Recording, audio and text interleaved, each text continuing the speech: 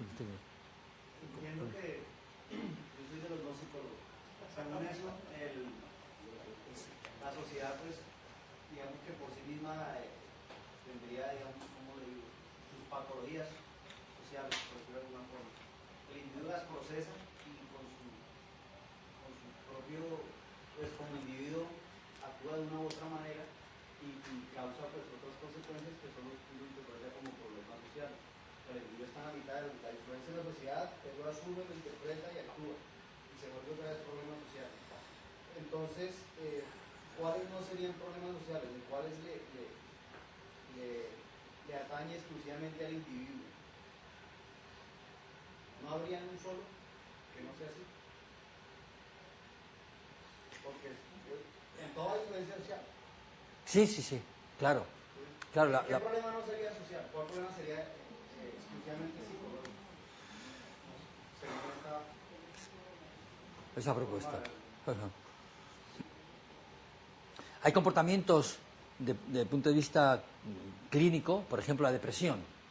Es un comportamiento hay personas que efectivamente tienen propensión a determinado tipo de comportamientos que no constituyen por eso un comportamiento que no constituyen por eso un problema social. Por ejemplo, la adicción, las adicciones no necesariamente constituyen un problema social.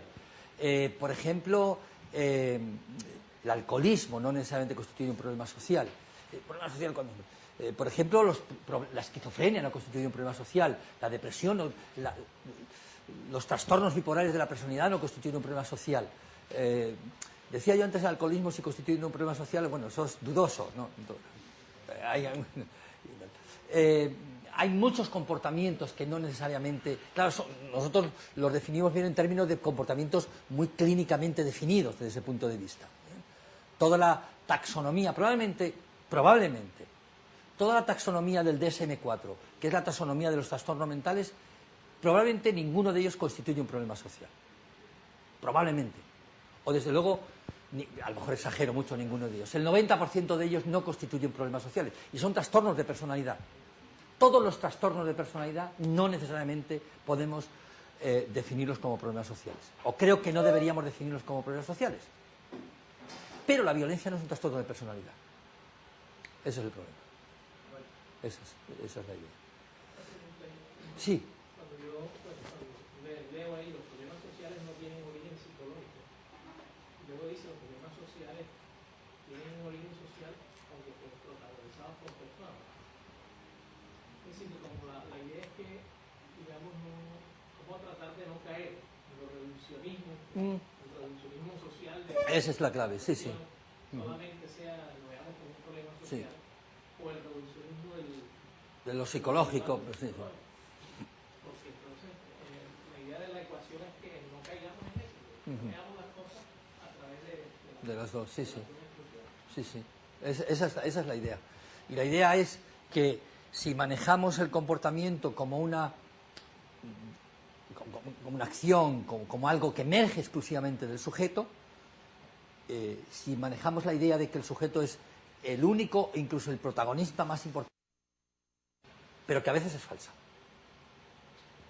solo del sujeto, por la teoría de que una persona que actúa violentamente es porque es violenta, de que la naturaleza de la acción lo que hace es reproducir la naturaleza de la persona, y que por tanto si yo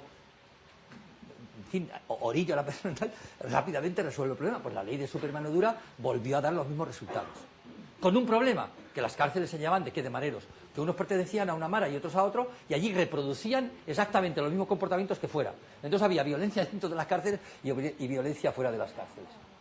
No se soluciona el problema. Esa es la idea de la persona y el contexto. Eso.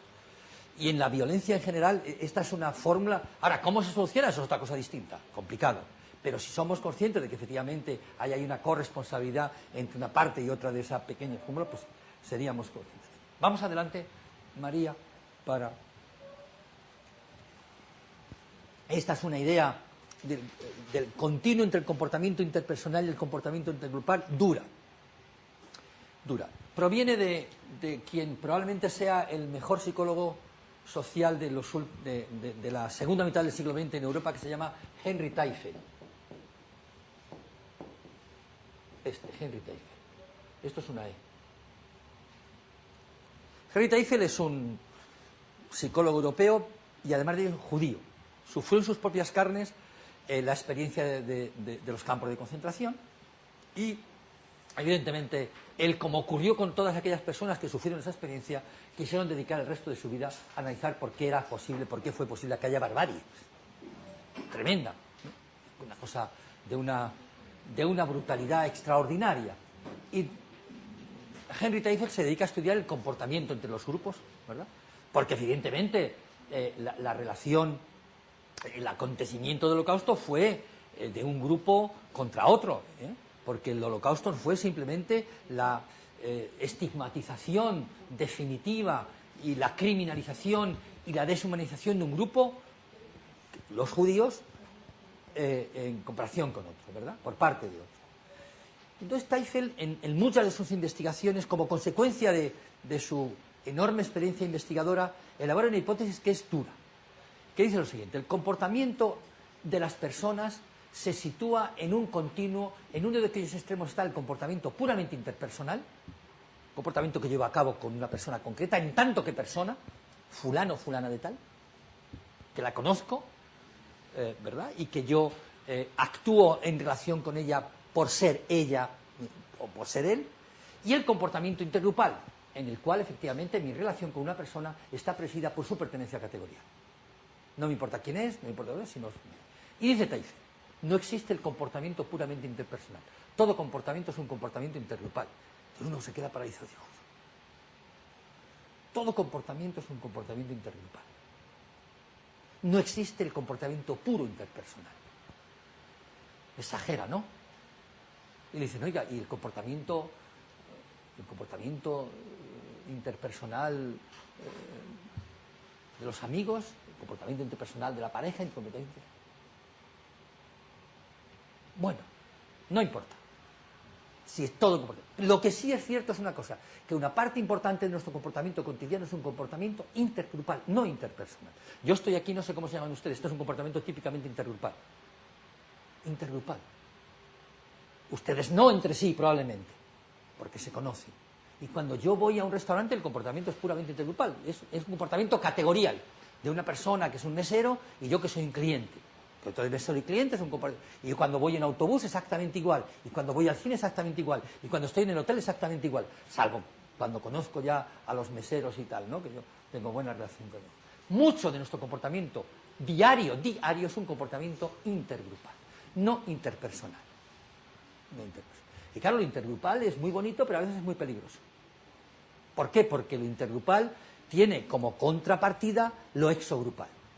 Porque en lo intergrupal está el endogrupo, los míos, y el exogrupo, los otros. Y los míos son siempre los mejores. No hay duda. No hay duda. Mi club de fútbol, ¿no? Que por cierto es el Real Madrid, que estoy aquí en minoría, creo que en Barranquilla estoy en minoría, pero yo sigo defendiendo al Real Madrid y tal, ¿no? Mi club de fútbol, mi familia, mi pueblo, mi patria, lo mejor. Y los otros son, pues algo con lo que hay que convivir, pues no tenemos más remedio. El comportamiento endogrupal es un comportamiento en el que está en origen de parte importante de la violencia. La lógica intergrupal es una lógica de la violencia entre pandillas, es una lógica de la violencia de género, es la lógica de la violencia de los grupos terroristas, es la lógica de la violencia de los grupos ilegales, esa es la lógica de la violencia. Si los muchachos que pusieron las bombas en el metro de Madrid el día 11 de marzo del 2004, no sabían que iban en ese tren. No sabían quién iba en ese tren. Simplemente sabían que iban personas que pertenecían a una categoría social distinta. Esa es la idea de Teifel. Y es una idea que tiene dos, digamos, matices. El primero, que efectivamente nuestro comportamiento diario tiene mucho más de intergrupal de lo que aparenta. Y en segundo lugar, que lo intergrupal está atravesado del favoritismo, y esa es la idea, ¿no? Del favoritismo endogrupal y la discriminación exogrupal. Inevitablemente.